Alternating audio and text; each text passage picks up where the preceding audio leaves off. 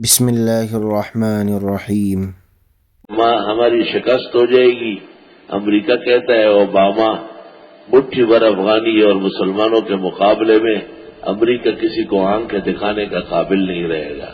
انشاءاللہ پورے جہان میں امریکہ کی آنکھیں نیچے ہوگی، اور وہ وقت دور نہیں ہے کہ وہ مٹھی بھر کمزور مسلمانوں کو یہ تاوان جنگ بھی دیں گے اور وہاں سے معافی بھی مانگیں گے، اور پھر انشاءاللہ بڑے زمانے تک امریکہ کسی مسلمان پر حملہ نہیں کر سکے گا، کیونکہ اللہ نے ان کو جو استقامت دی ہے، آسمان و زمین ان کی عظمت کو سلام کرتے ہیں۔ نہ ان کے گھر رہے، نہ حال و اولاد رہی، نہ آرام رہا، نہ راحت رہی، نہ کوئی عیش۔ تمام تکلیفیں جو جہان کی ہے وہ ان پہ لد گئی، مگر ہم ایک لمحے کے لیے خدا کے دین سے پیچھے نہیں ہٹے۔ وَكَذَلِكَ وَنُرِيدُ أَن نَّمُنَّ عَلَى الَّذِينَ اسْتُضْعِفُوا فِي الْأَرْضِ۔ اللہ فرماتے میری عادت ہے میں کمزوروں کو اٹھاؤں گا، وَنَجْعَلَهُمْ أَئِمَّةً وَنَجْعَلَهُمُ الْوَارِثِينَ، انہی کو پیشوا اور انہی کو تمام چیزوں کے مالک بناؤں گا۔ اور جب کہا جاتا ہے ان سے اللہ سے ڈرو، پکڑ لیتی ہے ان کو غیرت، غلط غیرت، گناہ کر کے فحسبہ جہنم، کافی ہے اس کے لیے دوزخ، وَلَبِئْسَ الْمِہَادُ، ناکارہ بچھونا ہے۔ بعض مفسرین نے اس کو عام رکھا ہے، لیکن آیت کریمہ کا جو انداز ہے وہ خصوص کا تقاضا کرتا ہے۔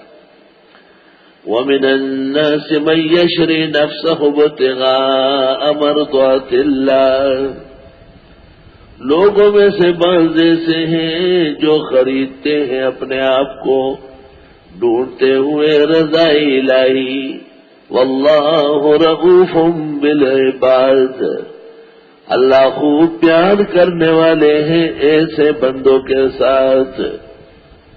صہیب رومی ہجرت کر رہے تھے، مشرکین نے گھیر لیا، آپ نے کہا میں اپنا گھر مال و متاع دیتا ہوں اس شرط پر کہ مجھے ہجرت سے مت روکو، چنانچہ یہ ان کی شان میں نازل ہوئی۔ مشرکین راضی ہو گئے، ان کا گھر مال و متاع لے لیا، اور صہیب رومی ہجرت میں کامیاب ہو گئے۔ نیم جان بستان دو صد جاد حد، مولانا روم کہتے ہیں گھر اور مال و متاع ہجرت کے سامنے کیا معنی رکھتے ہیں؟ نیم جان بستان دو صد جاد حد، او آچ در وحمت نیاید آد حد۔ ومن الناس من یشری نفسه ابتغاء مرضات اللہ، لوگوں میں سے بعض ایسے ہیں جو خریدتے ہیں اپنے آپ کو ڈھونڈنے کے لیے اللہ کی رضا، واللہ رؤوف بالعباد، اللہ محبت فرماتے ہیں ایسے نیک بندوں سے۔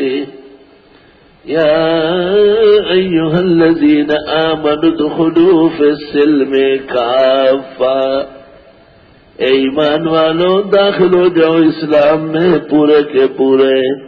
ولا تتبعوا خطوات الشیطان، چلنا نہیں شیطان کے قدموں پر، انہ لکم عدو مبین، بے شک وہ تمہارا دشمن ہے کھلم کھلا۔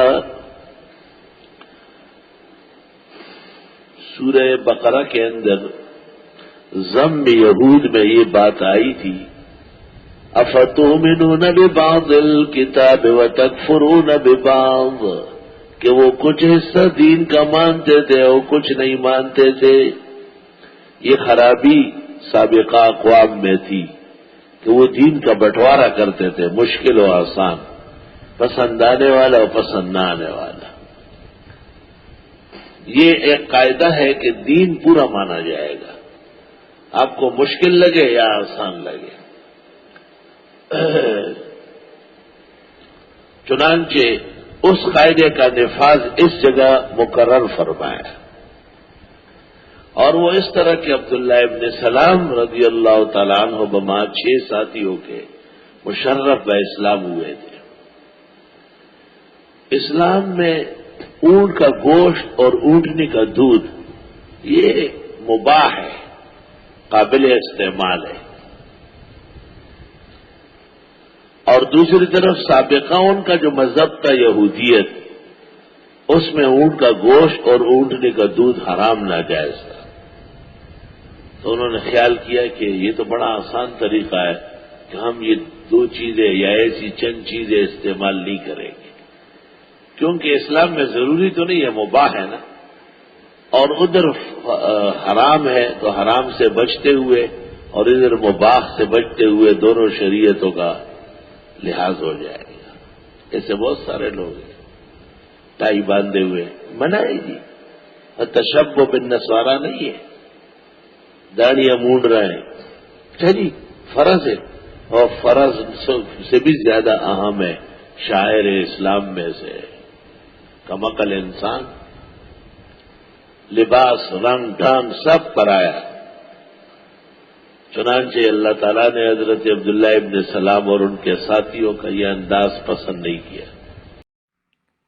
مفتی ظفر علی خان رحمۃ اللہ علیہ کے مزید قیمتی بیانات، علم حدیث اور تفسیر کی باتیں سننے کے لیے ابھی اس چینل کو سبسکرائب کریں، بیل آئیکن کو دبا دیں تاکہ ہر نیا بیان آپ تک فوراً پہنچ جائے۔